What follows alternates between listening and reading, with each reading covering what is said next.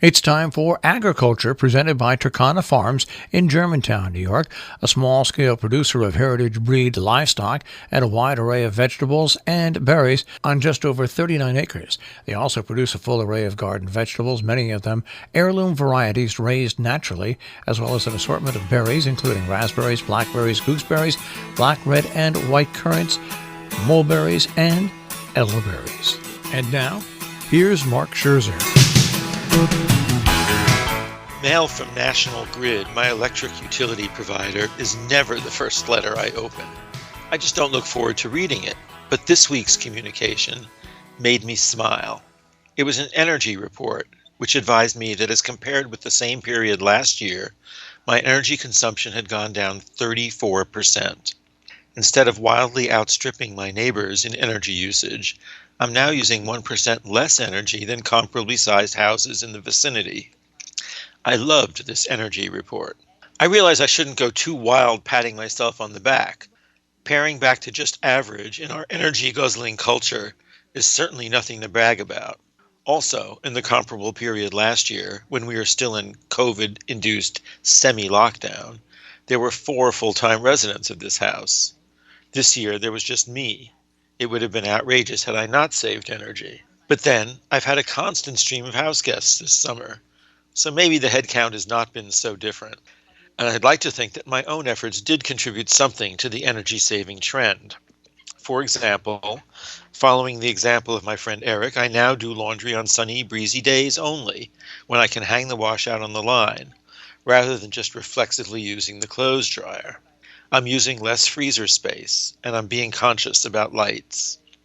This small bit of progress in reducing my carbon footprint does suggest just how much savings might be had with fairly minimal efforts and shifts in our consciousness.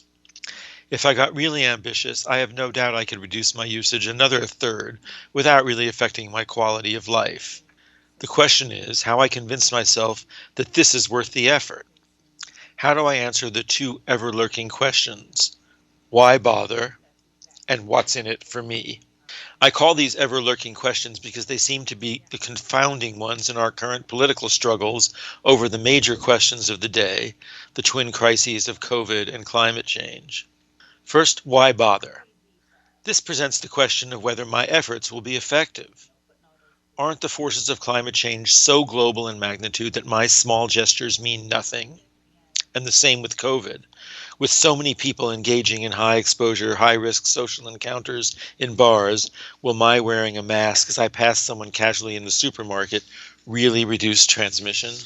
Regarding COVID, leaders like Florida Governor Ron DeSantis have obstructed mask requirements. They're those cheap and minimally intrusive measures to protect the public health. DeSantis, a supposed fiscal conservative, has proposed instead distributing the extraordinarily expensive medicine remdesevir to those with early illness as the principal way to fight the COVID epidemic.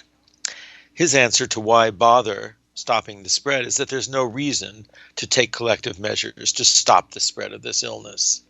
Regarding climate change, the Washington Post reported this week that many Republican leaders now acknowledge the role of human fossil fuel use in climate change, yet they still argue that we should not do anything to reduce our usage. Instead, they advocate developing as yet undiscovered technologies to deal with the effects of the use. Again, they see no reason to bother fighting the fundamental change itself. It seems to me these folks are missing that the small actions of individuals collectively can affect change on a massive scale.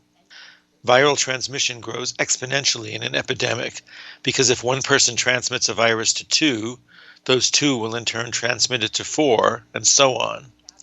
Each interruption in the chain of transmission can have a significant downstream effect.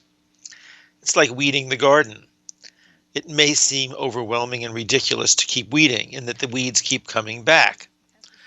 But if you pull the roots out, you interrupt their chain of reproduction, the plants you want to encourage are given a chance, and they can then do some of the work of shading out the next generation of weeds. It's a cumulative downstream effect. That's why bother. As to what's in it for me, that question assumes our actions could have some effect, questions whether we should be asked whether to expend efforts for the collective good when the direct individual benefit to us is not visible. I've already weathered climate change up to date, even benefited a bit as the historically severe Hudson Valley winters have become milder. The most potentially disastrous effects of climate change are all predicted to take place 20 or 30 years from now, when I'm unlikely to still be alive. If stuff happens after I'm gone, good or bad, why should I care? Well, I can't pretend to moral superiority. I don't act out of worry about what the world will be like for abstract future generations. But I think I perceive a payoff from sacrificing individual comforts and prerogatives that DeSantis and his spiritual soulmates do not perceive. On the most fundamental level, living on the farm has given me a sense that I'm part of a larger energy system. My role, like that of any other organism on Earth, is to consume and produce energy as part of a cosmic order. If my life has a meaning, it's as a cog in that sort of big energy machine. A friend asked me recently why I would plant a small sapling that I may never live to see give shade, when I could buy a more mature tree to sit under right now. I answered that I like being the nurturer of that small sapling, as part of the cycle of life, which if I'm still around 15 years from now, I can take a little credit for as I sit in its shade. If my meaning is derived from that role of keeping the machinery operating well, then good environmental stewardship is a high form of reward. If my meaning is derived from that role, then keeping the machine operating well through good environmental stewardship is a high form of reward. Taking a less cosmic and more human perspective, I have two competing psychological needs. A need to see myself as a unique, autonomous individual, but also a need to be part of the collective. Humans are herd animals who like to belong. I don't enjoy wearing the mask, but when I go out in public, I like feeling like part of a mask-wearing team that's all pulling together for something positive, like ending this stupid epidemic. Those in the give me liberty and give me death camp might label me insufficiently protective of my individual autonomy and might call me a sheep. Feh!